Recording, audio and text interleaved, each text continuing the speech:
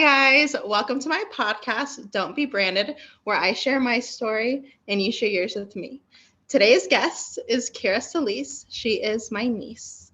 I want to start off by giving a trigger warning on this topic. This is a very sensitive topic that isn't talked about a lot. Um, and so thank you, Keira, for coming on and being willing to be vulnerable and talk about it. I do want to say that we're not giving any medical advice here. This isn't therapy. This is just two people in a room that have been through life struggles and who are willing to open up and heal and help others.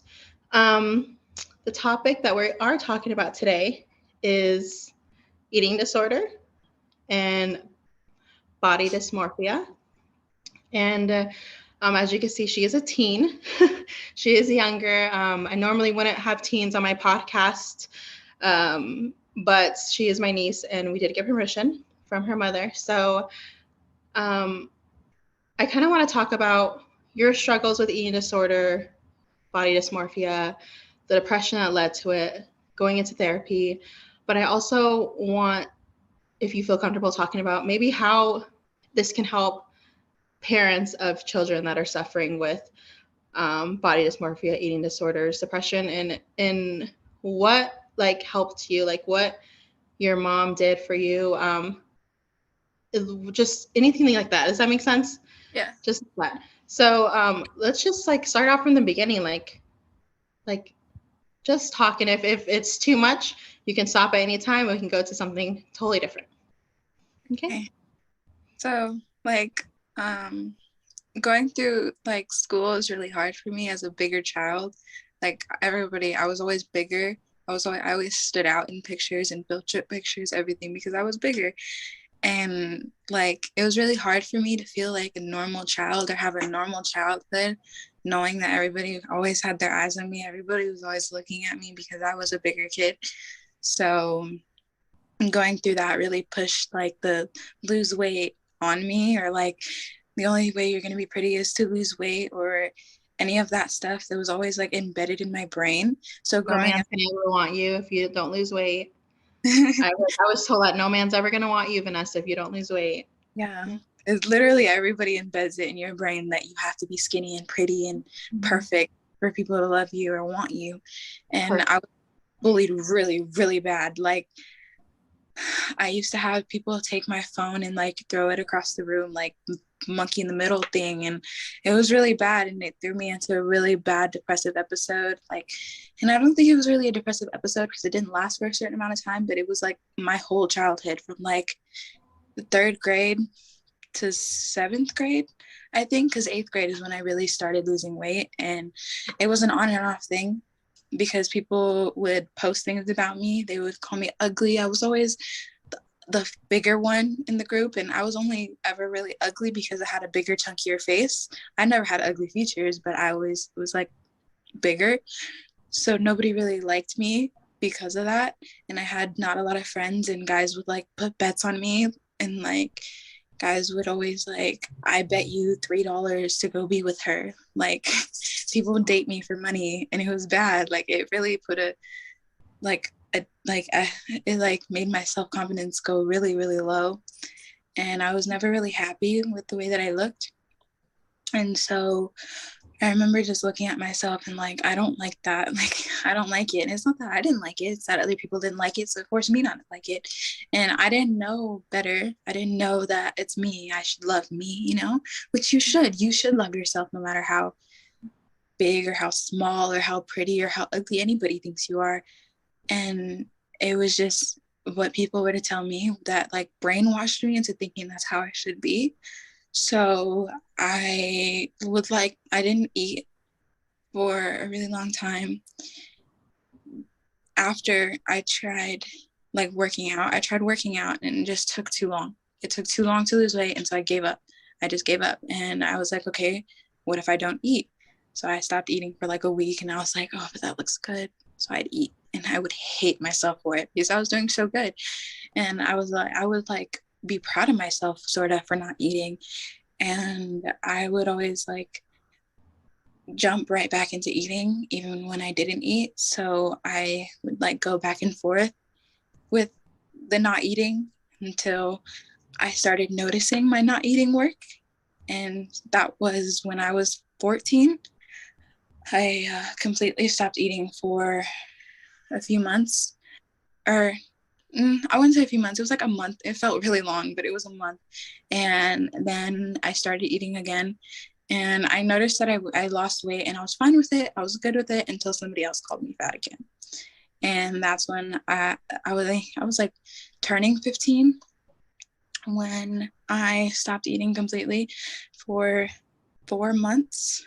I didn't eat. And when I did, I would throw it up. All I did was drink water.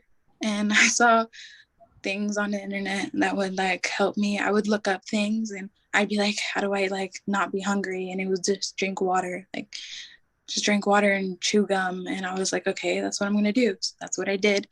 And I didn't eat for 4 months, and it was really bad because I lost a lot of weight, and I got a lot of attention after I lost weight, and I got addicted to the way I looked and how it felt seeing the numbers go down. I went from 198, almost 200 pounds, to 140 in 4 months. And that's not healthy at all, like at all. So it was really bad for me and my mental health, even though like I was getting boosted up all the time and everybody was telling me so pretty.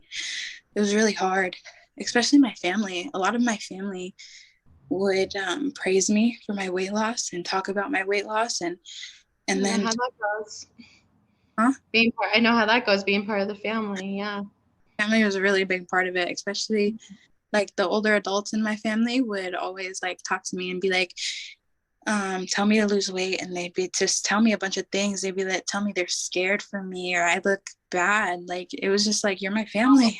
32, 36 when I was in high school. Why aren't you that? Like, like Like that's what I got. I got that when I was a kid at your age, when I was 13, 14 at the time when that started for you. I was a 36, 32, 36, like boobs, waist, hips. mm-hmm. Like and like that's who you need to be, and Would look at other little girls and be like, why can't you look like that? Or they're so pretty, you need to be like that. Or they'd be like, oh, eat that.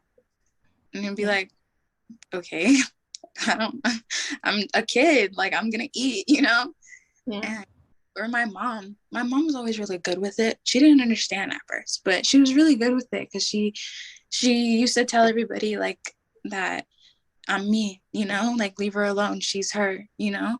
And I always appreciated her for that because she did stand up for me. Her and my other um Thea would stick up for me, and they would always tell people like, don't talk about her eating, like that's not good. And I really appreciated them for that because I really did need somebody to stick up for me during those times and tell them to like calm down, especially when I did lose weight. Because when I did lose weight, I would come back. I moved to Texas, and that was my worst time ever. Like I was skin and bones. Like it was really bad. And I noticed that it was really bad. I knew it was bad, but the little voice in my head was like, but you're going down. The numbers are going down. You're pretty. You can see your jawline. You can see your collarbone. You can see your knuckles. You can see your legs. You have a thigh gap. Like you can see your ribs. Like I was just so happy, and I shouldn't have been. I mean, it was good, but I didn't like how I got there. I never liked how I got there, but I continued it because I was addicted to it. It is something you get addicted to. And it felt good. The feeling of getting up and not seeing, like, it was so bad. I would get up and I wouldn't be able to see. My eyes would go black because I was so empty. I didn't eat. I had no nutrition, had nothing. So when I would get up, I would see black, like there'd be dots. And it took me really like a good minute to actually start to see normally. And it didn't take me until I went in the closet and I was looking for my softballs and my cheer uniforms just to look at them, just to rehash memories. And they were on the top of the closet and they were under a really big box. And I was like, I got it. I don't need to get my brother. I'm fine. And I went to get the box and I collapsed, fully fell on the floor, passed out. Like that box wasn't even that big. Like it wasn't that big. And I passed out because my bones were so brittle I couldn't carry it because I was so malnourished. I don't know if that's the word, but Yeah. I couldn't handle it. So I fell and I passed out. And my brother, he came in the room and he found me. And I just felt so embarrassed because that's not how I want somebody to see me. I don't want somebody to come in and see me on the floor like that. And that was my breaking point. That's where I started eating, because it broke my heart seeing everybody tell me, like, that's when I lived with my dad, and my dad would tell me, like, you're gonna die, like, you're slowly killing yourself. And he wouldn't force me to eat, but he would like strongly encourage me to eat.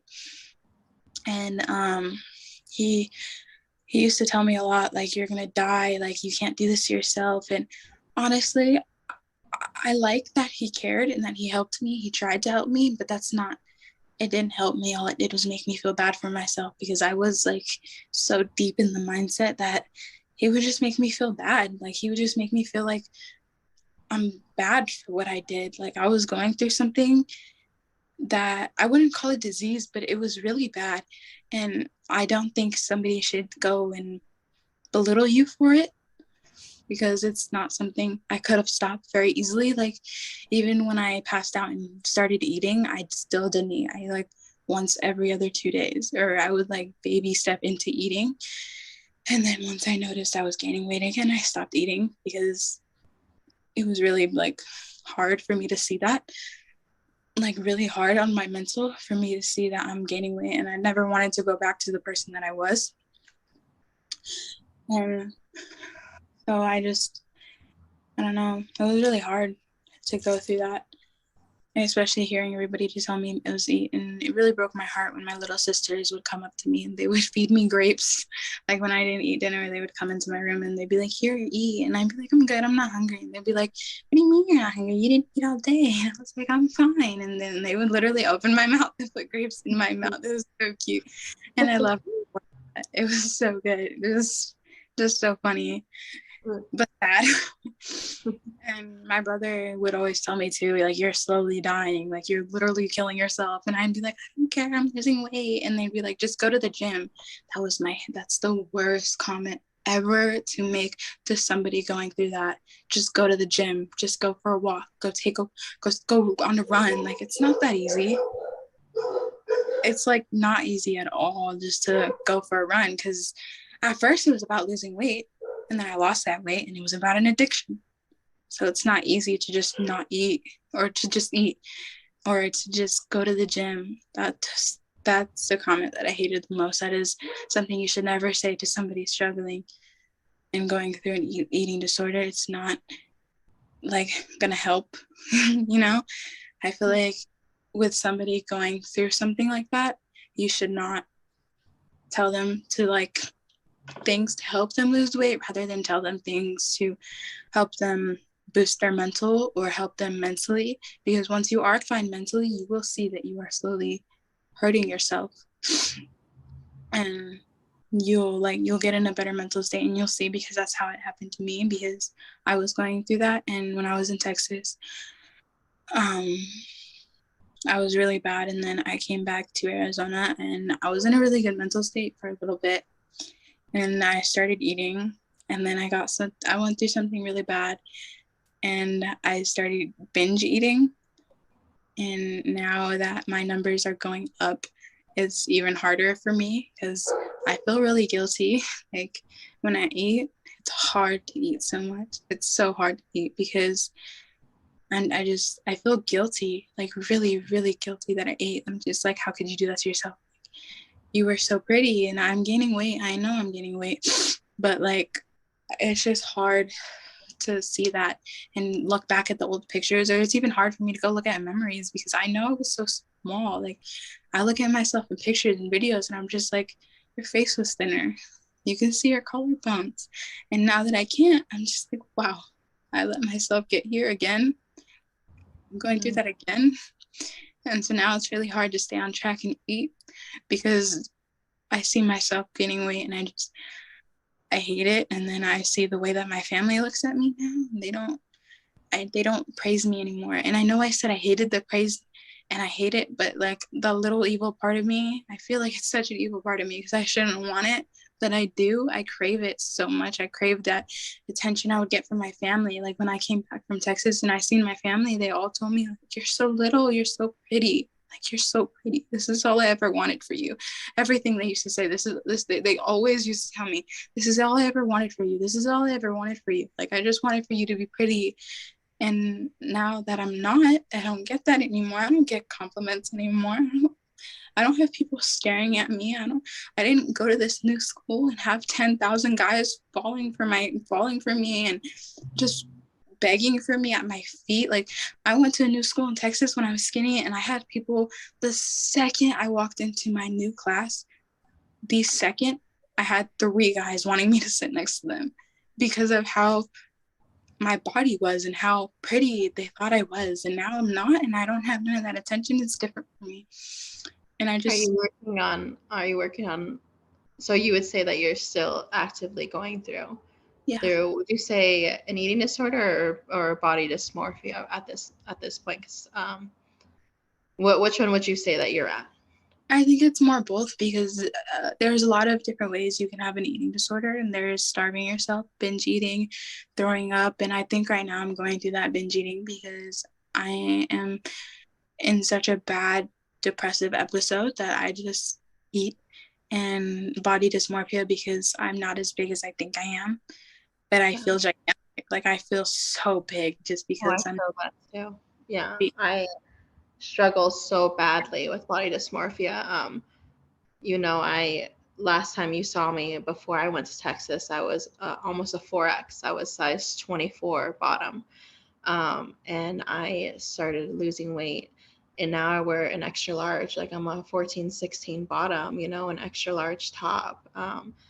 And I've lost over 80 pounds, but I'm still online shopping and I'll buy a size 3X because I still see myself as that 3X girl, that 4X girl. Like, I don't see the weight loss. Like, I mean, I see it like when I go to take pictures, like at Christmas when we took pictures, like the full body pictures, I was like, okay.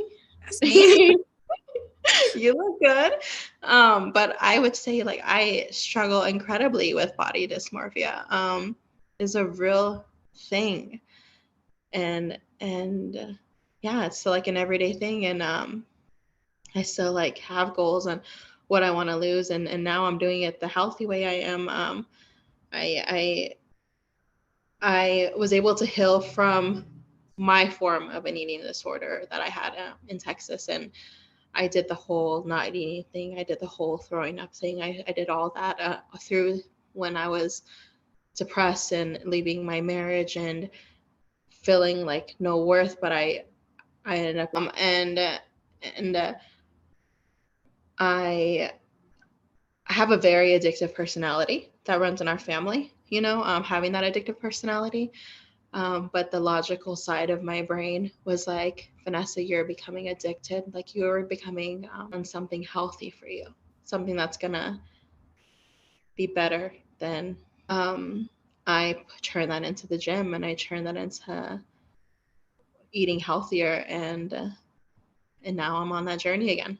I'm on that journey of working out and eating healthy, and turning that addictive personality into something positive. And it's so hard, especially being in this family, or I don't even know if it's a cultural thing, like a Mexican family, or if it's any culture, like where you get that whole like harsh judgment for being overweight, especially from the elders in the family. And so it is really hard. And I'm sorry that you're going through that. And I know that having to find our self-worth is like the biggest part of this, is having to realize like what we're worth. And that's hard. And it's hard when you've been like, I don't know if using the word brainwashed is too dramatic, and I hate that word for this, but to say that we were in a way, but it's hard. Yeah, I don't know. Would you use the word brainwashed? I would, because it's like embedded in your brain. They all make it seem like that's what you need to be. So they make you feel like that's what you need to be. And that's like, it sort of is like brainwashing your mind into thinking that's what you need to be when it's not. No, and I think that that is something that I'm still figuring out. And it sounds like you're still figuring out is that like we are beautiful, and you can be thinner, you can be bigger, you can be whatever, like you can have scars all over your face like I do, or you can have perfect skin like you. Perfect is a word I don't even like using, but your skin is smooth, and you don't have like imperfections, at least that I can see. But it doesn't matter who you are. You're beautiful, and even from the outside, but the inside, like just who you are, Yeah.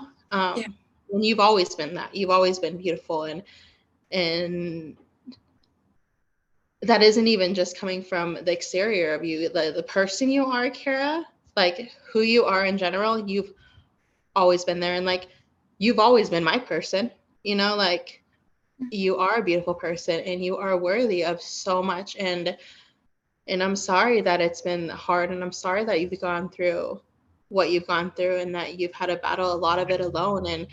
And but I feel you on so many different topics, and that's why I wanted you to come on. And it's news. I didn't know, like, I'm your thing, but I didn't know you're still going through it. Like, I knew that you were going through depression, but I didn't know that. I knew you were going through body dysmorphia, but I didn't know that you're still struggling with an eating disorder. And A lot of so people, because a lot of people think that an eating disorder can only be you not eating or you just being skinny and small. Like everybody thinks that eating disorder, you're supposed to be skinny, but bigger people go through eating disorders, and eating disorders is a lot more than just not eating or starving yourself or throwing up. Like there's binge eating, and there's like I don't know the other types, but those are the what things that I've gone through, and I know that there's a lot more to eating disorders than just not eating.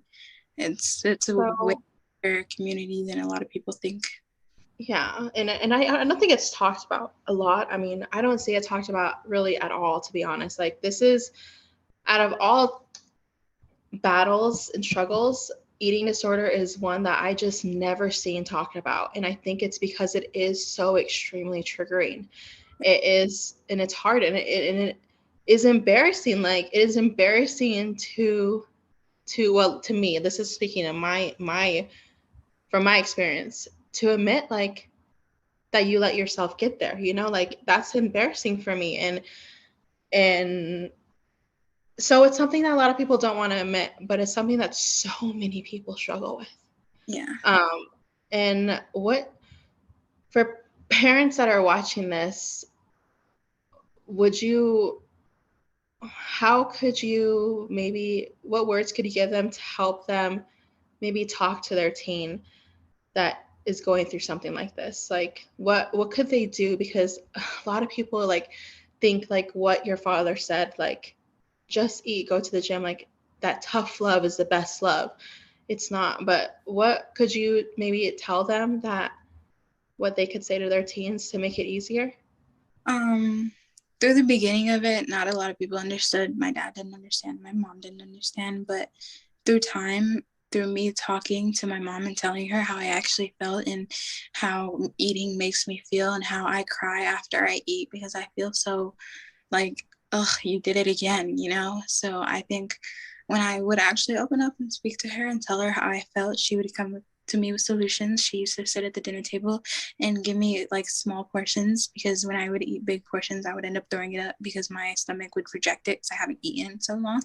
So she would literally like serve me like little portions of food, and she would sit at the dinner table and eat it with me, or she'd watch it show and like support me kind of. She used to hold my hand while I ate, and she would just support me so much. Her and my sister played a big part in that because she's also going through the same thing. And it breaks me to see, because I hate me seeing people go through the same thing I see, or the same thing that I've been through, or like noticing those things, or like when people get excited about losing weight, it triggers me because I'm like, you know. And so that did help me a lot. My mom actually seeing and hearing me and not like being mean to me about it. She would hold my hand and help me, and my sister would too. And people would just tell me to eat, like when they would make dinner and I'd be like, I'm not hungry. My sister would be like, she said she's not hungry. Like she would help me, you know, and she would support me and get there with me, and she would just talk to me about it.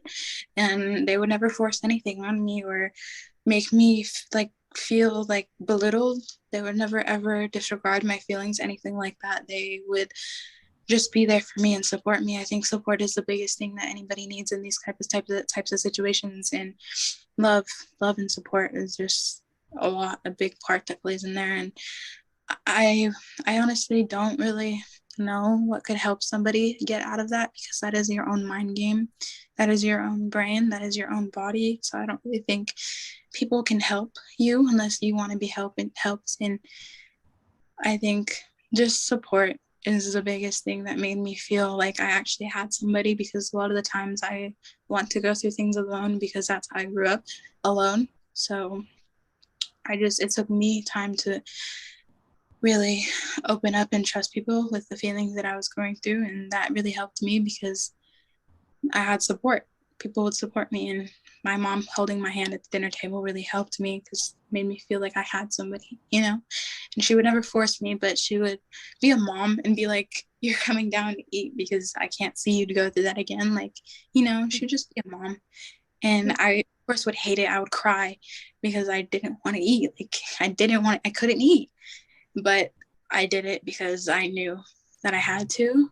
And her just being there and holding my hand and rubbing my leg and just giving me small portions and understanding me really helped me. I'm glad. I think that's really, like, that's really amazing. And I don't want to say her name, but thank you for helping my niece and being such an amazing mother and doing that. Like, I'm sure that she had to educate herself. I'm sure that as a mother, that doesn't come easy as well, and she had to educate herself on what to do. And so kudos to her for taking the tough love, because I know she was a tough love mother, and completely changing that around to be able to love your daughter the right way and to be there for her instead of belittle her. And so that's like a big thing. Like, that's huge. Seeing from before and hearing that now, that's amazing. Yeah. So I know that you said that it is a mindset thing. It is 100%. Like, nobody can tell me to do anything. You have to decide to do it on your own. That comes with addicts and alcoholics and people in general. Nobody is going to make you change. You have to want to do it yourself. You have to want to better yourself. But if there was advice that you could give to somebody that is going through this as a teen, what would you tell them? Is there anything that you would say? Take yourself out of your own shoes. Look through somebody else's eyes. Your mom loves you. Your dad, somebody loves you, and they don't want to see you go through that. I know you don't want to see yourself go through that. Like, deep down, I always knew I didn't like it, but I was addicted to it, so I kept doing it. So you just got to step outside of your own shoes. And I hate that it took me to pass out and get found on the floor to like change, you know. I hate that that's what it took me. That I wish I could have just stepped outside of my shoes. I just stepped into my mom's shoes and looked at me. Just look, because you could see when somebody is sick, because that is you look sick sometimes, and it's bad. Like, I hate that word, but like, that's the most thing I ever gotten called when I was not eating is sick. I look sick, and I hated it. But like, it's a really hard thing to come to terms with. But like, you sometimes you do, like, you look not bad, but it's not healthy. You know, it's never healthy to just not eat.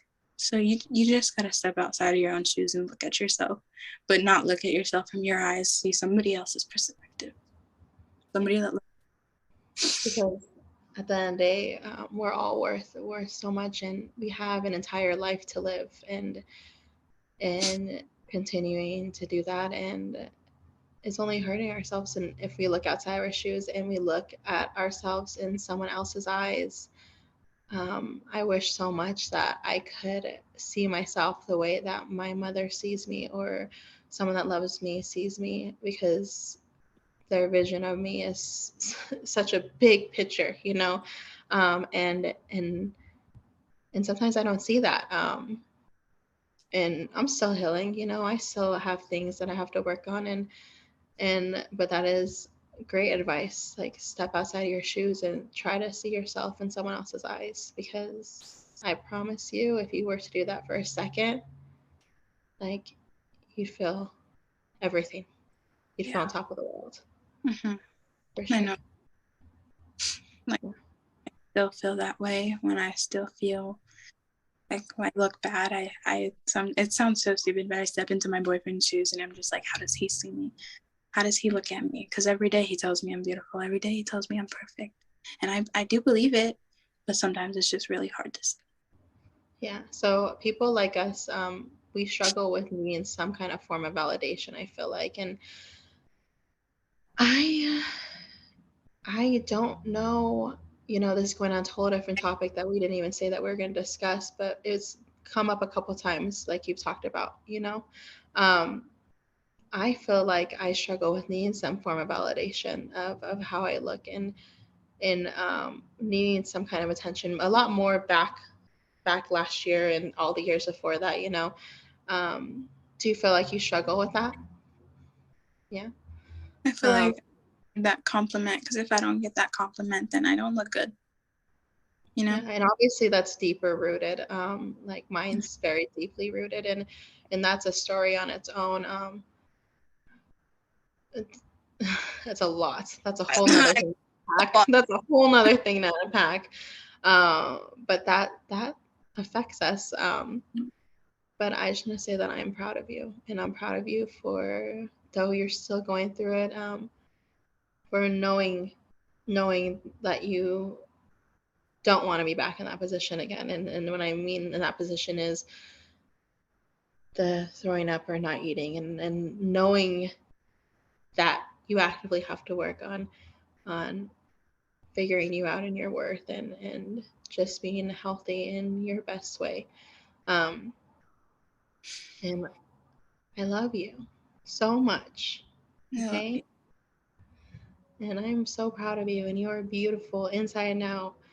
And thank you for coming on here and being so vulnerable with me and talking about this, because this is not an easy topic. This is not easy to talk about at all. I know I didn't do much talking, but I really wanted to hear your perspective on it, and maybe your mom may want to get on and say her side, you know, of Mm-hmm. how that happened and what she did, and um, just yeah. I honestly, I don't think that I let her in enough to like know it all, you know? But she did know some of it. She did know like a good part of it, but there was a big part that I don't tell people. Most people that I know, you know, like I don't tell people why I wear jackets, because when I was young I didn't wear jackets and that's what called me fat, and then I wore jackets and nobody's seen, you know. Nobody I did knows. that. That's why I wear cardi. I mean, I have a story of where I never show like certain parts of me. I always wear cardigans or oversized sweaters or jackets all the time, because you feel like that's hiding you, and that's Yeah. like, I don't know your reasoning behind it, but I do I have noticed, and I don't know if it's just like a generational thing with y'all. Mm-hmm. I have noticed a lot of teen girls wearing jackets, and I Yeah. don't. It's like an oversized jacket thing, and I don't know if you want to talk about why you wear a jacket or not. If that's something you want to talk about. A lot of people like a lot of people follow the trends, you know, but a lot of other people have things they're going through, or have like scars they don't want people to see, or they have like different parts of their body that they just don't like. And for me, it was never really my body, more so my arms, because I think it's more genetic than anything, because I think all the girls in our family have bigger arms. And Me too. just wanted to hide it. I hated it. I looked at other girls and I was like, oh, she can wear a tank top, so can I. And I wore a tank top out, and I was just, everybody was like, oh, like, you know, and I was like, I just wanted to wear a tank top. I wanted to be like, you know, and Yeah. then I just started wearing, I haven't gone outside my house without wearing a jacket in years. I don't know what it's like to not wear a jacket. you know, it's really hard because I cover myself with my jackets, and a lot of people tell me like, I'll like brag about my shirt and be like, oh, my shirt's so pretty, and they'll be like, but you're wearing a jacket, you're not even showing it, and I'd be like, my shirt's pretty though. Like, you know, like I've worn a tank top since 7th grade. I don't think I've worn a tank top out in public since 7th grade. Yeah, I can't. Like I do. I wear tank tops all the time, but that's just because if I don't, I have man shoulders. Like I've always been insecure about my shoulders, and if I don't wear a tank top that shows like I actually have shoulders, or I actually have like I don't know how to explain it. Like if I wear a full covered like big t-shirt, I just look tomboyish, and I've never been the type to be tomboyish, so I always wanted to be girly. So I wear v-necks or a crew neck or anything that isn't super covered because I don't want to look boxy, and I don't want to look like I have linebacker shoulders. I used to always get that comment, you have linebacker shoulders. I have broad shoulders and big bones. I feel that so much. And yeah, I get that. I mean, I have big shoulders, I have big bones like my father had. So my mom has little itty bitty waist or wrists and everything, like little legs. I'm just like, Nana has that too. Yeah, I'm like, a lot of people do. All of our older people in our family have like little bones, and I think me and you, we just got stuck with the big bones. And hey girl, we worked that big bone. We still look good. We do. I'm learning to love every part of my big bones, my wrist, and my just all. I have big bones in general, thicker thighs, save lives. I'm learning to love me, and that's really what I'm focusing on this year, is just to love myself. Every piece of me, every scar on my face, every scar on my body, every big bone, every even my hair loss from my depression. That's some areas of my hair. Like, I'm learning to love me, and that's like my goal this year, is to really just freaking fall in love with myself. That's what I've been trying to do. I've been really trying to just love me, like you said. Like I'll look at myself and I'll start pointing out the little things, and I'd be like, but nobody else has those little things like I do. Nobody else has the same scar I do. Nobody else has the same things that I do. I am me. I'm unique. I'm the only person out there that has this exact scar right here. I'm the only one. Go girl. Go girl. And I'm just like, I try really hard to love me no matter what. Like I'll have my days. Everybody has their days, but okay. You're good. You're back. Oh, I am? Yeah. Okay, sorry. Anyway, a lot of the times people are sorry, that changed my brain. You're talking about how you I'm the only one that has them. I'm the only one that has anything. So yeah, I've been really working on trying to just know I'm beautiful, and I have a lot of people in my life that think I'm beautiful and know I'm beautiful, and I don't keep anybody in my life that'll bring me down or has bad energy, because praise that. Please praise that. That's what I talked about in my last episode. If I don't need anybody has bad energy, anybody that's toxic, you just get rid of that person in your life, because there's nobody that's gonna bring us down. Yeah, I've gotten rid of like 3 or 4 people just this year because of their energy. Like I can't surround myself around that. You say 34 people or 3 to 4 people? 3 or 4. I was gonna say, you have more people in your life than I have in my phone book. Or did I just call phone book? I just age myself. No, I've gotten rid of 3 or 4. I truly thought you said 34 people, and I'm like, damn. No, I can't talk about that many people. But so many people. Jeez, that's a lot of people. But I just feel like I don't need that, especially going through something I'm going through and being in like a really dark place. I don't need anybody else's energy rubbing off on me and bringing me lower, So you just got to just self out my life, like, But that's my mind right now. Good. I'm proud of you, and cheers to us for 2023, working on ourselves, bettering ourselves, knowing what's not great for us, and improving that. And though you and I are both battling our own battles, we're healing and we'll get there. And it's not a race, but we're doing it. And I am so proud of us. And I want to thank you so much, Keira, for coming on my podcast and talking and being vulnerable and opening up. And even though you're still going through it, I'm so sorry. I didn't know that. And so I love you. I love you too. You're welcome. I felt good having I've never spoken about my stuff to anybody, so it feels good to have a safe space to just open up and let myself ramble about my feelings, you know? Well, you can come on, you can ramble whenever you want. Anytime you want to ramble, let's just ramble. Okay. Sounds good to me. Look out, Keira Celise is going to be on every podcast from here on after. And we're okay with that. Well, I will see you soon. And thank you. And for everybody watching, anybody that's going through this, anybody that knows that's someone that's going through this, I hope that what she had said helps you in some way to get a better understanding of maybe your situation or someone that you know.